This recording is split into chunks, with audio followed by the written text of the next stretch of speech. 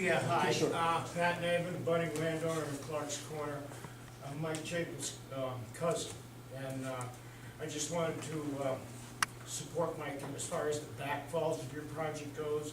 I'd like to see it stay status quo myself, and more undetected, because the smash and grabs in town lately, like there's 22 of them, okay? The guy with the knapsack, now he's got it figured out, Mark. He puts on the knapsack, and Colonel Overturf doesn't have enough officers to patrol this portion. Who's gonna suspect him? Nobody. Off he goes. After he takes everybody's jewelry, down the trail he goes. So that's one of the backfalls of your project. I'd like to keep it inconspicuous. Anyone else? In the green? Yeah, I'm Steve Laumey, and I have, I've bicycled, I've hiked, I've gone on guided nature hikes on that trail, also cross-country skied on that trail for many, many years. And I'm concerned about the ATV and motorcycle traffic and being able to police that, because that's created a lot of the problems. And as far as theft, that would be the easiest way to break and run. Oh, yeah. And I think that the more people who you have as legitimate users for this trail, the safer and the better it will be for everyone. And having, you have like people who are gonna self-police this, and criminals are not gonna want to be involved with that.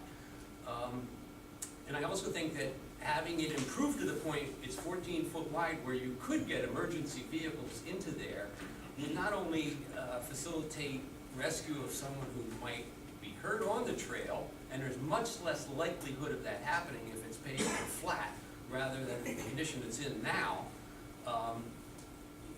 But they'll be able to get to them. They'll also be able to get into backwoods areas for fire protection should a fire break out on anybody's personal property.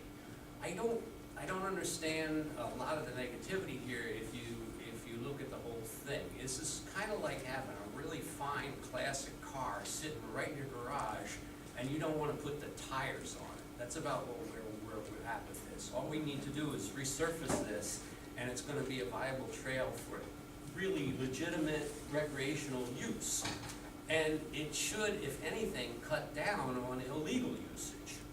It's already owned by the state, it's all there, and we've already got the money, and there's far less worthy projects being done every single day with our taxpayer dollars, and I'd love to see this go through. Thank you. I was gonna ask Laura, DEP, I know the conservation officer wasn't able to make it, but he may show up, but just regarding ATV use, is that what you want me to comment a little bit more on? Yep. Well, we do have the 1-800 hotline that we encourage people to use whenever they see illegal activities. And someone mentioned that we do have few enforcement officers, and that is true. And so we also encourage folks to call the state troopers because it is state property. They are already, able to enforce that.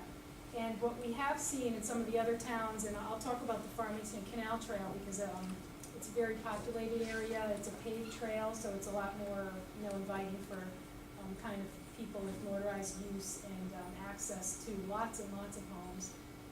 Those towns have actually started a bicycle patrol of the trail, and they've had a lot of success with that, and they've gotten some of their officers out there, not during the evening. The trail's closed during the evening, but they do have periodic patrols during the evening hours, so to help, help keep down some of the crime, especially in locations where they know there's some trouble. Right now out here, because it is unimproved, it's very, it encourages more crime because, for example, the parking lots, I hear a lot about our parking lots along the airline in places that are more secluded where folks will, get out of their car and leave their purse because they want to go for a jog or a walk with their water bottle or something, and they'll leave stuff like iPads or whatever, and the cars will get broken into. And those are mostly, right now, I think, the kinds of calls that we get about, crime along the airline trail. So, okay. Thank you, Lori. Next, yes, sir, in the back. Hi, I'm John McGrath, I live in Woodland Center. I usually use the trail at the back road, Schwink Road intersection where there's a parking area, which is a great spot. I brought up towards your place at Clark's Corner and under the bridge, or back towards Route 203. And it's a great spot. I would share some comments regarding the motor vehicle use, like Mr. Rose, First Wing Rose brought up. I have seen pickup trucks on the trail, so that's a little bit discouraging. I think it's gotten better over the years. Certainly the drainage has gotten better, but I think it's really I've been on trails sections over like the Bolton section, Hop River Trail. I've never seen an ATV on that trail. I see families on ATVs, which is, that's fine. But on the Chaplin section and the North Wyndham section, I've never seen any ATVs over in Bolton. And I think it's because it's used more, and there's people on bikes, and we shouldn't delude ourselves, we'll never have policemen out there on the trail. ATVs respect that section because there's a lot of people walking those things. I think it's too crowded, yeah. And I know you all don't want to have a lot of people there, and it's not going to be like the Farmington Valley Trail. We don't have a police There's department. 1,000 people, biking on a Saturday morning. I don't want that either. But it's a beautiful section heading towards Hampton and heading back. So I support this. I think it's an incremental improvement over what it's been over the last 10 years.